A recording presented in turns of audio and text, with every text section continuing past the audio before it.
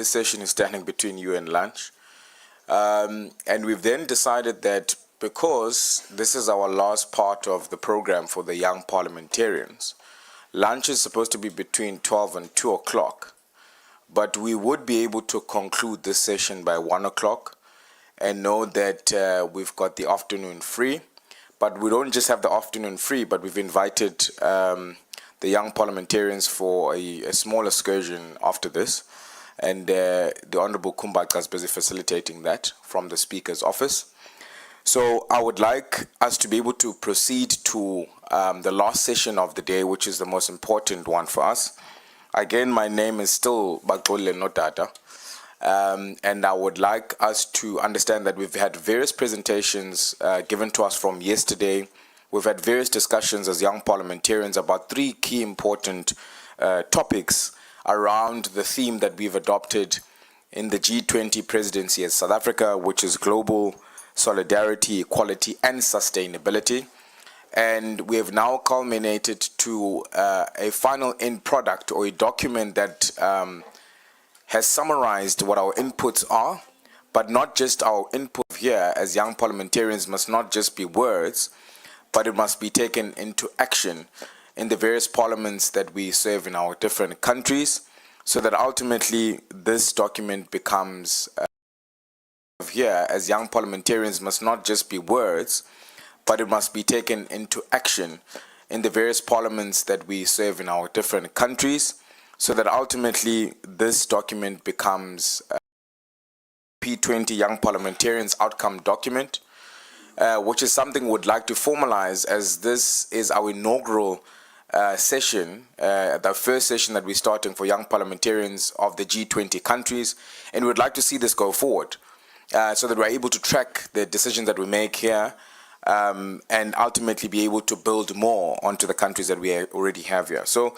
I am going to ask the Honorable Kumbaqa to come and briefly explain the drafting process and key themes captured in the statement, which is a result of what we've been discussing from yesterday and today on the various topics around global solidarity, equality, and sustainability, fighting or action to fight climate change, youth-orientated institutions, as well as one we discussed this morning around the enabling environment for youth entrepreneurship and employment. So over to you, Honorable Kumbaqa. Please just take note that you do have the document in front of you. It's been distributed to all of you. If you can just go through it. And if you'd like to make a comment or make an input on that particular final document, there is those different slips that you can fill out your name. And so much.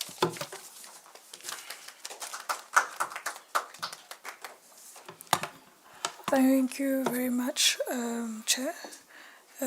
Good day to all the honorable delegates present here today, and all our distinguished guests and our support team from the Parliament of South Africa.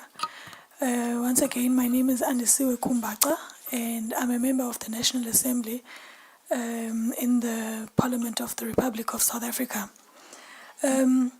So I'm here today to lay out an explanation, or brief rather, of how the drafting process and key themes were captured in the statement which is before you. We all know that the background to the drafting process of the P20 Young Parliamentarians is guided and key themes were captured in the statement which is before you. We all know that the background to the drafting process of the P20 Young Parliamentarians is guided by solidarity, equity, and sustainability. The aspect of young parliamentarians is a recent phenomenon of the P20 established in Brazil during the 10th P20 Speakers Parliamentary Summit. The inaugural gathering is intended to give young MPs under the age of 40 a dynamic experiences and shape global discourse on issues that directly affect the youth. This meeting affirms the vital role of young leaders in parliamentary diplomacy and development cooperation. In addition, the objectives of the P20 are intended to address the following. Firstly, to amplify the voices of young members of parliament in shaping the global policy agenda, to build long-term interparliamentary youth networks for collaboration and innovation, to promote youth participation in democratic institutions and global governance, to contribute towards a youth-focused outcome document to the main P20 declaration. So everything captured here is meant to capture the voices of young people and ensure that young people find expression in the actual P20 declaration, the main declaration. The focus areas of the young parliamentarians identify some key thematic issues critical to the structural challenges facing youth in society. These include climate action and sustainable development driven by youth, political participation of young people in national and international processes, innovation, entrepreneurship, and education for sustainable youth development. The 2025 P20 presidency of the Republic of South Africa was also seized with the responsibility to develop and prepare a zero joint statement for the countries of the P20 and to negotiate with a view to develop an outcome of a joint statement to consolidate upon in a meeting facilitated and chaired by the presidency. Upon the completion of the negotiations and adoption of the joint statement, it is presented to the P20 plenary for engagement of the members of parliament for conference to adopt it. The 2025 Young Parliamentarians Outcome Statement had undergone the same process and has been brought to the attention of all participation in their countries. In line with the overall theme, the 2025 Outcome Statement has covered the following key thematic areas: advancing global solidarity, which we discussed at length yesterday, promoting equality and sustainable development, promoting parliamentary action to address climate change and sustainability, and promoting youth-oriented institutional reforms and inclusive and development participation. So all of these thematic themes were comprehensively discussed yesterday, and some of them formed part of the recap which was presented by Honorable Kobe this morning. So all of these areas of comprehensively discussed yesterday, and some of them formed part of the recap which was presented by Honorable Kobe this morning. So all of these areas of we will then now deliberate, or rather the chair will guide us on the way forward from here. Thank you very much.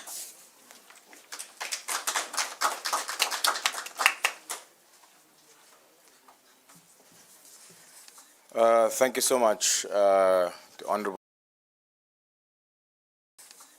Thank you so much, Honorable. So, Honorable members, I would like us to be able to, because I know that the document you've just received now, but I do think that it's important for us to highlight quite a few points on the document itself. And then I received some names from the different countries to make a reflection on the document, whether it's a true reflection of our discussions and we're comfortable. Just thought that it's important for us to read the document and what it says, and I just want to outline maybe the preamble of what the document has covered, and then I'm just going to touch on a few points on the document, and ultimately what the concluding statement is on this declaration of our inaugural meeting of young parliamentarians. So basically it reads as follows: that we young parliamentarians from the G20 member countries and partner nations have convened on the 29th and 30th of September 2025 in Kleinmond, Western Cape, South Africa, under the auspices of the Parliament of the Republic of South Africa for the inaugural meeting of the P20 Young Parliamentarians held as part of the 11th G20 Parliamentary Speakers Summit. We have come to a youth dimension to the work of the G20 Parliamentary Speakers Summit and to advance the global youth agenda through enhanced participation in global governance and the development agenda. We reaffirm our belief in the power of parliamentary diplomacy, inclusive governance, and youth-led innovation to shape a fairer, more peaceful and sustainable world, and to build consensus across diverse political systems. We remain committed to promoting legislative cooperation in order to prevent and eliminate all forms of discrimination, including discrimination based on age, in accordance with the principle of non-discrimination enshrined in the 1948 Universal Declaration of Human Rights. We acknowledge Youth 2030, the United Nations Youth Strategy, which was launched in 2018 and seeks to empower young people, protect their rights, ensure their meaningful participation in policy making and decision making processes as agents of change in achieving the sustainable development goals. We note several UN World reports, and I'm not going to read all of them, but those reports talk specifically to the topics that we spoke about today around youth civic engagement, youth and the 2030 Agenda for Sustainable Development, and youth social entrepreneurship and the 2030 Agenda. We recall key UN resolutions addressing youth issues, and in particular various UN General Assembly resolutions on policies and programs, as well as UN Security Council's resolutions, and they are cited there. We acknowledge the UN Pact for the Future adopted in 2024, which places youth and future generations at its core. We note Act 34, which commits to the international community to invest in the social and economic development of today's generation of children and young people. We recognize the Inter-Parliamentary Union Resolution, Youth Participation in the Democratic Process, adopted in 2010 by the 122nd IPU Assembly, which called for greater youth inclusion in political decision-making and led to creation of the IPU Forum for Young Parliamentarians, which this particular adoption as well would end up. We welcome the 2021 Call to Action on Young Women's Political Participation and Leadership, published jointly by the IPU and the Office of the UN Secretary General's Envoy on Youth, which identified 3 priority areas for increasing young women's representation in politics. We also spoke about some challenges and opportunities, and we said we note with concern that despite landmark IPU resolutions on youth participation, progress remains slow. Only 2.8% of MPs globally are aged 30 or under, and 18.8% are aged 40 and under. These figures fall far short of the IPU targets of 15% of MPs under age of 30 and 35 under age of 40 by 2025. We are alarmed by high levels of youth unemployment, which averages about 13% worldwide, and more than double that in many developing countries, and we spoke at length about that. We note the persistent digital divide, with 2.2 billion children and young people under age of 25 lacking access to internet in their homes. We are concerned about the intersecting crisis of mental health, fragility, escalating conflict-driven displacement, mortality and morbidity, and the rising cost of living that now consumes 38% of young people's monthly income across the G20 countries. We also did touch on advancing global solidarity, and we want to emphasize the need to harness parliamentary diplomacy for the promotion of inclusive multilateralism and meaningful youth participation in international decision-making platforms. We underscore the need to strengthen interparliamentary cooperation among young legislators, which we are, to bridge the divides and promote shared solutions to global challenges.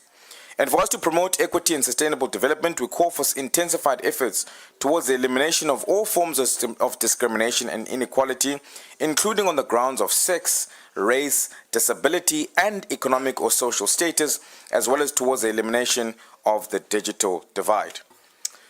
Then we spoke about promoting parliamentary action to address climate change, which we spent quite a bit of time yesterday, and we note the importance of strengthening partnerships among all countries, parliaments, research establishments, governments, private institutions, and civil society organizations in combating climate change. We underscore the need for parliamentarians' participation in addressing the importance of implementing domestic laws aligned with national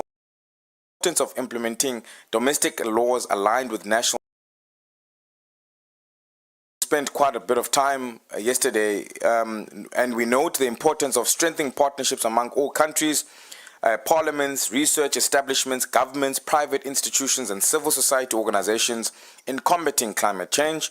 We underscore the need for parliamentarians' participation in addressing of implementing domestic laws aligned with national appropriate. We reiterate the need to address the climate emergency as a cross-cutting issue requiring legislative commitment and intergovernmental cooperation.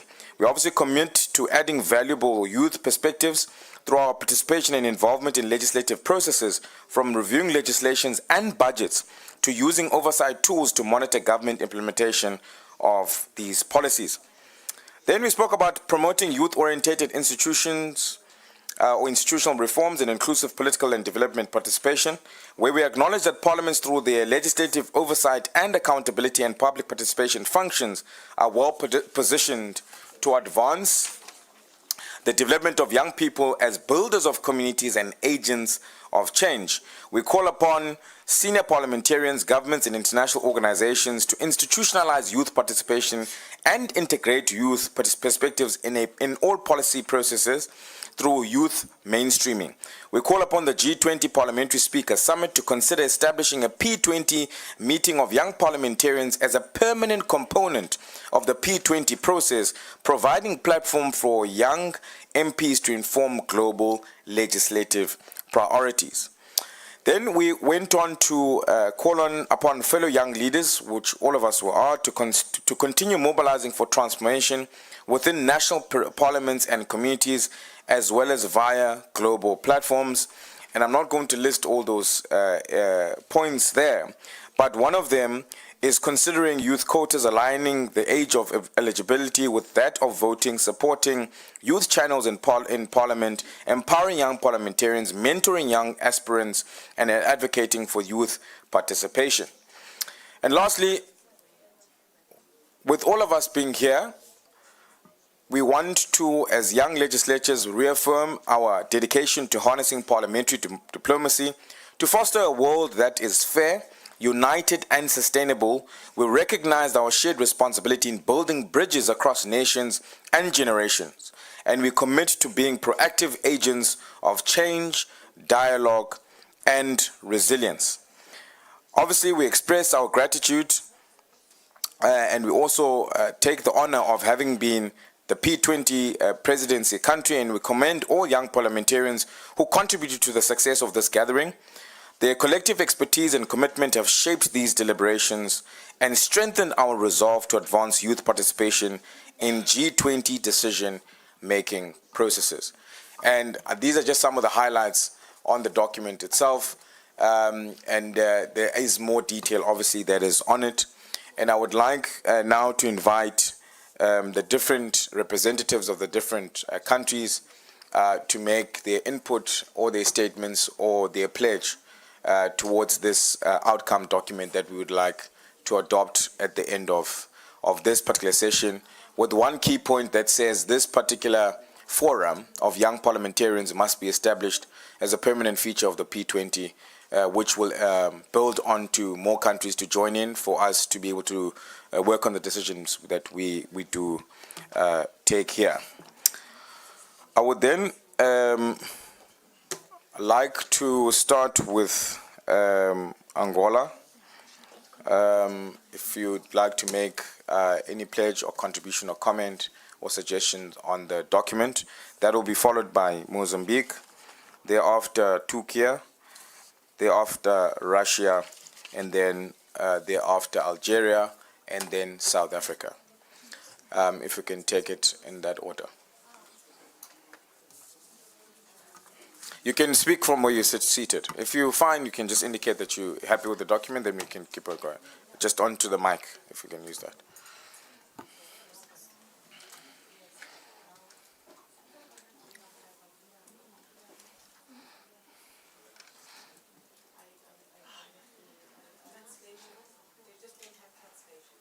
They don't have translation. You'll make a written submission, all right, Mozambique? Thank you for the opportunity. For now, we don't have nothing to add, and because I'm reading on detail the document. If I have it, I will note and I will send to the secretary. Thank you so much. I think the number 37. There are double end principles. Number 37. Yeah. So where we say we call upon parliaments to put in place relevant legislation and oversight mechanisms to address mitigation and adaptation efforts in line with the NDCs. Okay. And with the objectives and principles of the goals and principle of the UN. Yeah, twice, double principle. Okay. All right. So it's just a small small typo. All right. Otherwise, all good. Okay. All right. Can I go to the Russian Federation? Спасибо большое. Вопросов у нас нет. В принципе, мы поддерживаем. I would like to use this opportunity just briefly for 1 minute to say something. Friends, we have been working here, and twice we heard a Nazi slogan in this room. We heard a Nazi slogan once yesterday and once today. Unfortunately, I cannot dare to repeat it, but I want all of you. But this is a Nazi Banderite slogan. During the Second World War, collaborationist troops in Ukraine, led by collaborationist troops in Ukraine, led by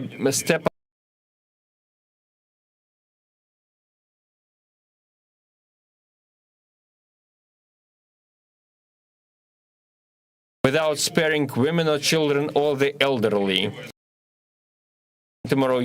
Yesterday, on September 29th, the President of Poland,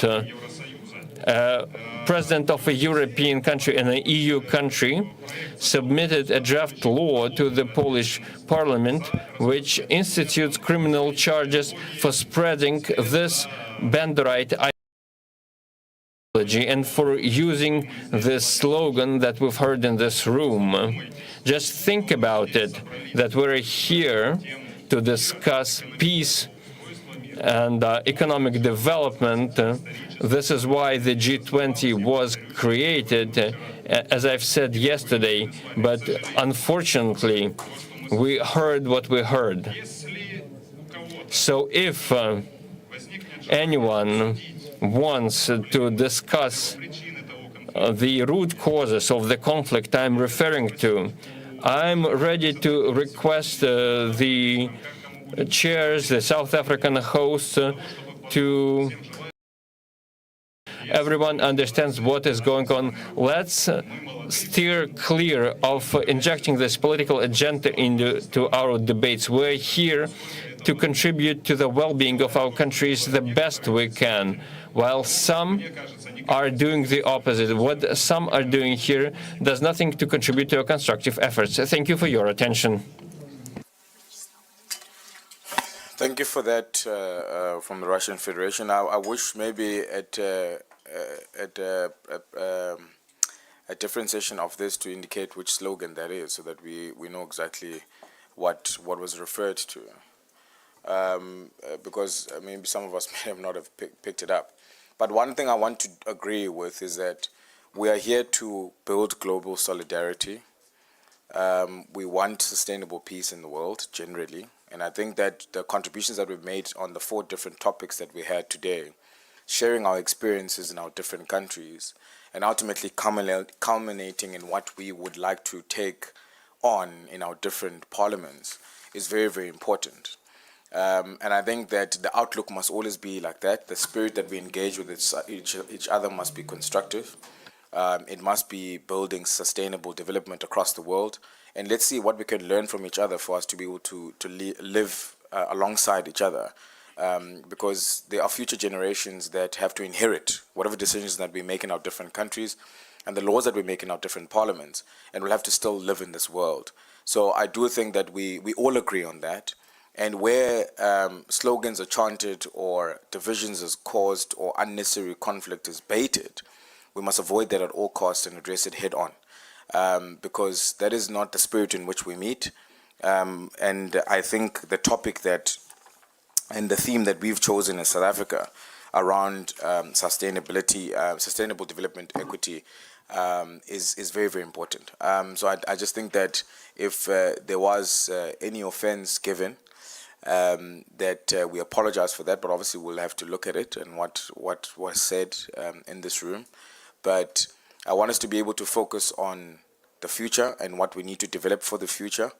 Obviously, we must always look at our rear mirrors of what the past has taught us and try not to repeat that, and focus for future generations. But we take the point that was landed by you, colleague. I'm going to Honorable Kumbak. I don't know if there's any points that you would like to land for South Africa on the document, or you are happy with it. No, thank you, Chair. I think we are covered as the delegation of South Africa from the Parliament of South Africa. Thank you. No, thank you so much. Then, honourable members, this then brings us to us being able to say that we have, as this inaugural session of the G20 countries as part of the P20 Speaker Summit, that we adopt the outcomes document that has been presented before us, and we hope that having adopted this is not going to gather dust somewhere, but we're going to take the content of this document and bring it to life, and ultimately able to continue some of the experiences that we've shared with one another and see how we can best apply them to our different parliaments as legislators, lawmakers.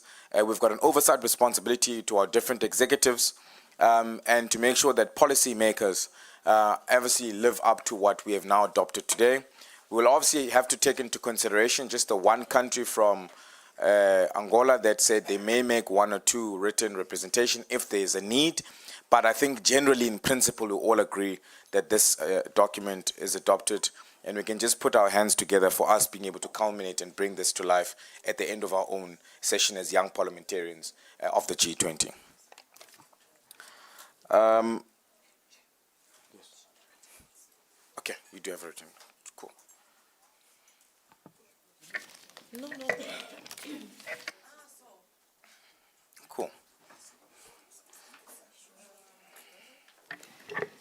Thank you. I try to speak in English. So we need to, in 20.21,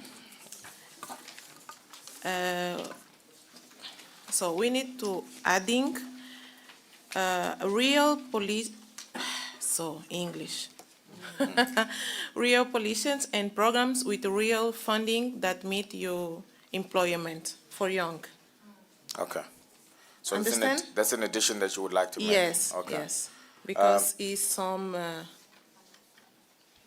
programs of young employment, but we need to adding one more.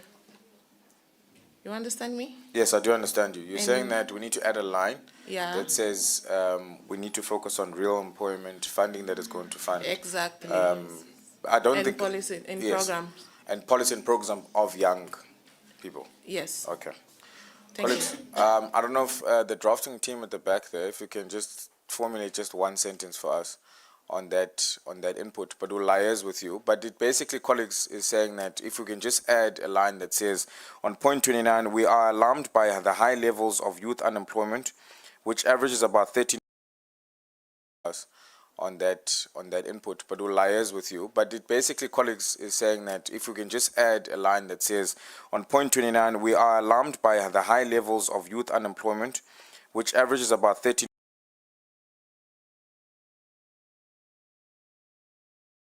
And therefore, we would like to make sure that there's real, funding, there's real opportunity that is and lift themselves out of the unemployment trap. Would that be capturing it properly for you?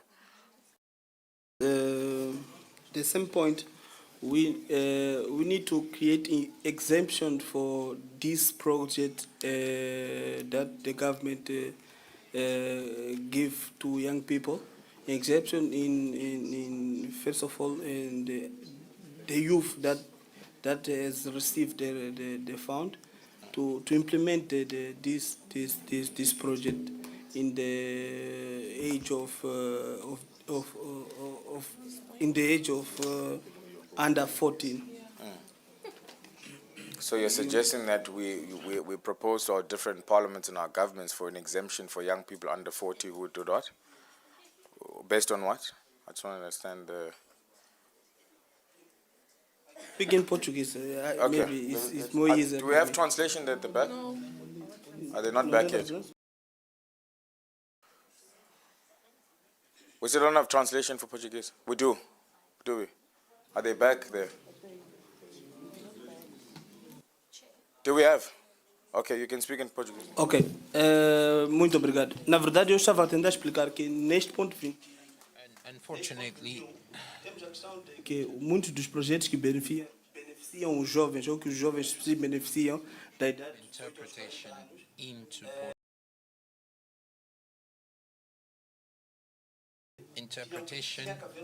into English from Portuguese is not available.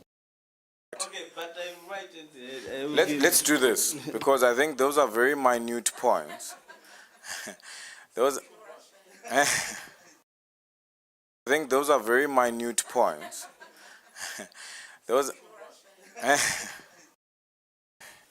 So let's. I think those are very minute points. I think generally, in principle, we agree on this. Let's sort out those 1 or 2 points privately. Then we can consult with the other countries if we're fine. But I think the document itself, in principle, is adopted, and then we can take it. We can take it from there. Are we fine with that, colleagues? All right. Like I said, I'm standing between you. Yes, honourable member. No, thanks. I think on economic cooperation, that those sanctions by the United States of America and some of its allies are stunting the progress of young people in that country and also harming. Those sanctions by the United States of America and some of its allies are stunting the progress of young people in that country and also harming. If we don't really sit down and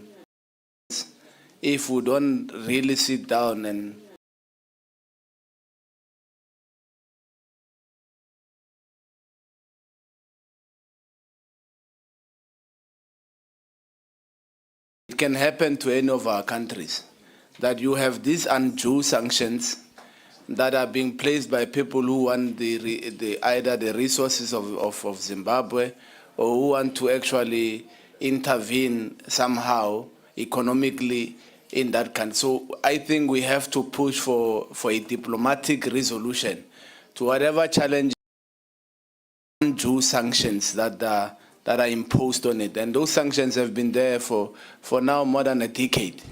That country is not growing. It has a huge potential for growth. Its problems are now. Those who are in Botswana, they feel it, and we feel it across the continent. I don't think we should sit here, Chair, and not speak as young people about the harmful nature of that these sanctions has on countries like Zimbabwe, because we do not agree with how they conduct their affairs. I don't think if we don't express ourselves, that one day there was a P20 summit of young parliamentarians, and we are saying nothing about these sanctions in Zimbabwe. I don't think it will be correct. Thank you very much. No, I think thank you for that point. I think it's a discussion that we can. I mean, I think there was a discussion raised here around words that were said, and I don't want us to be able to inflate the process of the topics that we spoke. And I respect that. No, it's not, Chair. Sorry, I'm sorry about that. I don't think it should be an inflation. It's a serious issue. The issue of Zimbabwe is not by the way. We should not treat it like by. The issue of Palestine is not by the way. We don't treat it as by the way. What is happening in Ukraine, we are told we must not treat it as by the way. But we come to Africa in SADC and say Zimbabwe is, by the way, is inflation. Should not be, that can't be allowed. It's not an inflation. It should be a resolution that we place as part of the declaration of this particular sitting, that we expressed ourselves. We said here, we are expressing ourselves on the illegal sanctions that are imposed on Zimbabwe. If I don't even want to go to the sanctions that are placed on Cuba as a country. I'm talking about Zimbabwe because we are here in Africa. What will those who have come here in our continent say when they leave and say no African young member of parliament even express themselves about these illegal sanctions that are placed on Zimbabwe? It should not be possible, Chair. All right. No, yeah, thanks. No, thanks for that. Let's not do this, colleagues. We're not going to reopen a discussion. We're not going to do that. This document does not mention any single country, and we're not going to do that. Please, let's not do that. It's important for us to take decisions based on principle, and the principles that we've taken here also apply in Zimbabwe. If you want to talk about a Zimbabwean case or a Sudan case and so on, but let's not go and now want to inflate this document to something that it's not. And if we wanted to, we could have mentioned Palestine, Ukraine, and all of this, but none of that is included in this document. We took decisions based on principles and topics that we discussed, on solutions that we put on the table that we need to go implement. And if it does apply to SADC, let's make sure that we've got a discussion that takes place in SADC, discussions that take place in the IPU, discussions that take place in our own parliaments to see how we can be able to resolve some of the conflicts in the world and contribute to the resolution of those. But let's not do that. I'm not going to call the Honorable Fasia Hassan, who's going to do closing remarks for us for our sessions today and from yesterday. And I want to thank each and every one of you for your participation as young parliamentarians. You have shared different experiences that I think all of us can take away. I think we've ended up with something good that we can be able to, as a foundation document, for this type of setting and sessions to continue in the G20 setup and the P20 setup of the Speaker Summit moving forward. And I just want to give appreciation to all of you that have participated with such rich content. And after we've had the closing remarks, we're going to all take a group photo outside as young parliamentarians. And then there's been an excursion lunch that has been set up for us rather than joining the lunch downstairs. So let's give it over to Honorable Hassan. Thank you so much.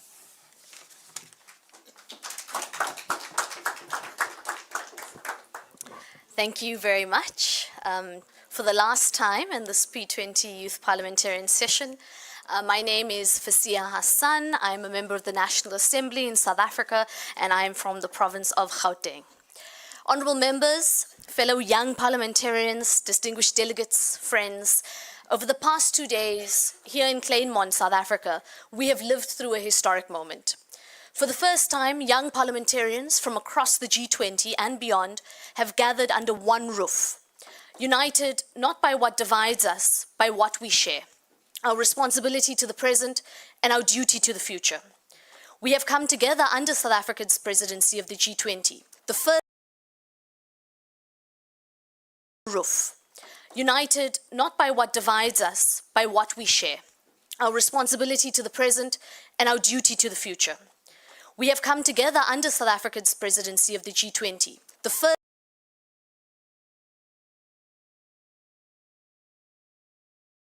our colleagues from Angola, from Mozambique, Algeria, Russia, Turkey, China, Italy, EU, the IPU, the CPA, SADC, and the African Union. And of course, our various provincial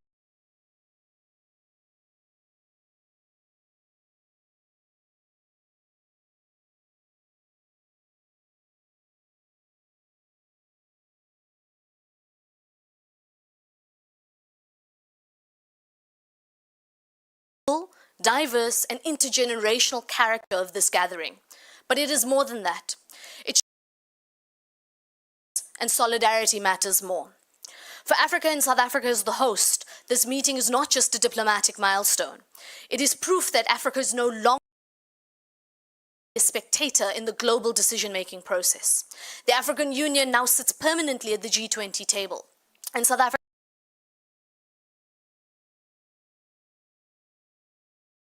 for itself, but for a continent of 1.4 billion people. In Africa, 70% of our population are under the age of 30 years old.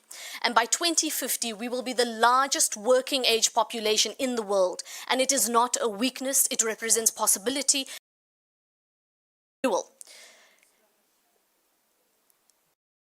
Of a world that is aging, divided, and in desperate need of renewal. And yet this potential can only be realized if we, the youth, are empowered with education, economic opportunity, with healthcare, with digital access, and with a seat at the table of power. And this is why South Africa's presidency has placed youth at the very center and the very heart of the P20 agenda. We've said it clearly, the G20 must be unapologetically youth-centered. Honorable members, we are meeting in a world of turmoil. We are witnessing in real time the genocide in Gaza, the mass killing of civilians, destruction of homes, the violation of international law, and we say clearly, silence is complicity. As young parliamentarians, we cannot stand by while the hunger and cries of children are buried under the rubble. On our very own continent, we continue to face conflict and instability, from Sudan to the eastern DRC, from Cabo Delgado to the Sahel. These conflicts rob young people of their futures and undermine their collective progress. And this is why, as Africa, we have declared our vision of silencing the guns.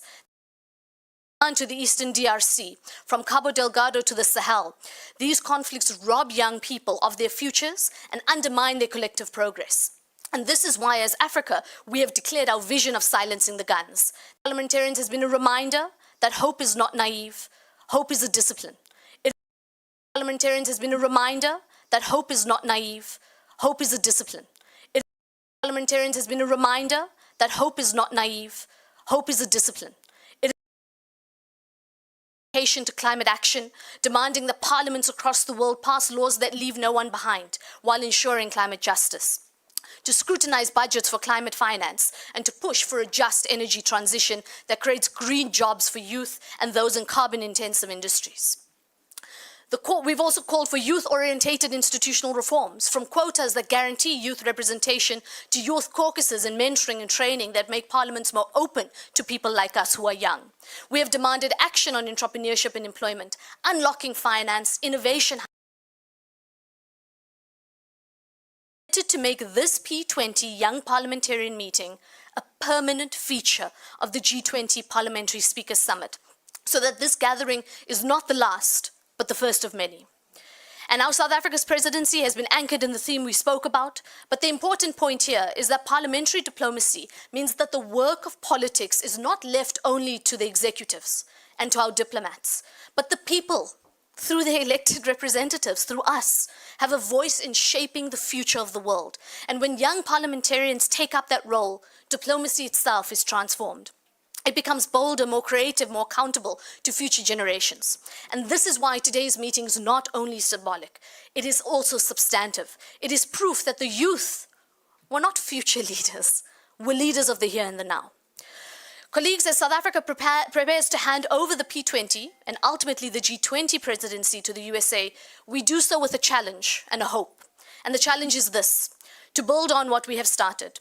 Do not let the voices of youth fall silent after Cape Town, South Africa. Carry it forward.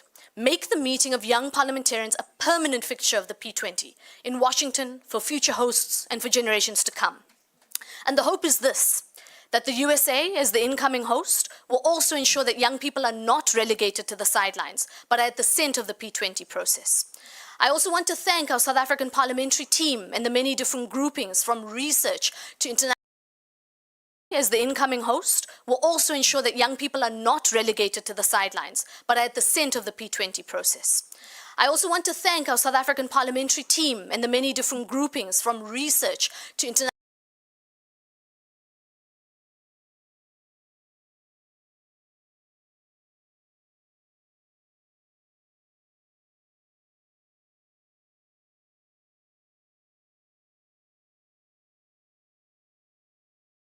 team, to our camera teams, our audio visuals, to the Youth Parliament Steering Committee who've been running around to ensure that this meeting. So allow me to leave you with this. Colleagues, the world is changing, and that change without justice will be chaos. Our task is to ensure that the change of the century is towards justice, equality, and sustainability. And I leave you with a call to action. To the G20 presidency, embed parliaments, legislate for youth inclusion, for climate action, and for economic justice. Turn declarations into laws. To our fellow young leaders, let's continue mobilizing with the principle, nothing about us without us. And today we close those words, not only that, but with commitments to solidarity and courage. Let us carry forward the justice for Gaza. Lives depend on what we do next. Let us be bold enough to imagine a different world and disciplined enough to build it. Today we close those words, not only that, but with commitments to solidarity and courage.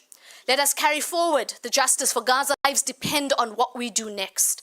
Let us be bold enough to imagine a different world and disciplined enough to build it. Conflicts currently taking place, the urgency of climate change, the dream of silencing the guns in Africa, and the hope of depend on what we do next. Let us be bold enough to imagine a different world and disciplined enough to build it. People, the world is watching, and history will judge us not by what we said, by what we do. And so I end you with this call. Let this inaugural meeting of the world, nothing about us without us. I thank you.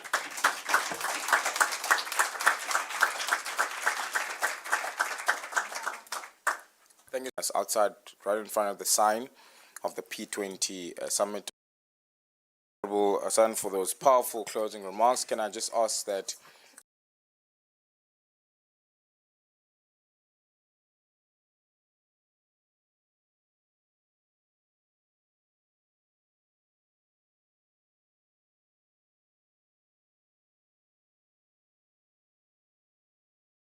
outside, right in front of the sign of the P20 summit from yesterday and today, please join us for that photograph as well.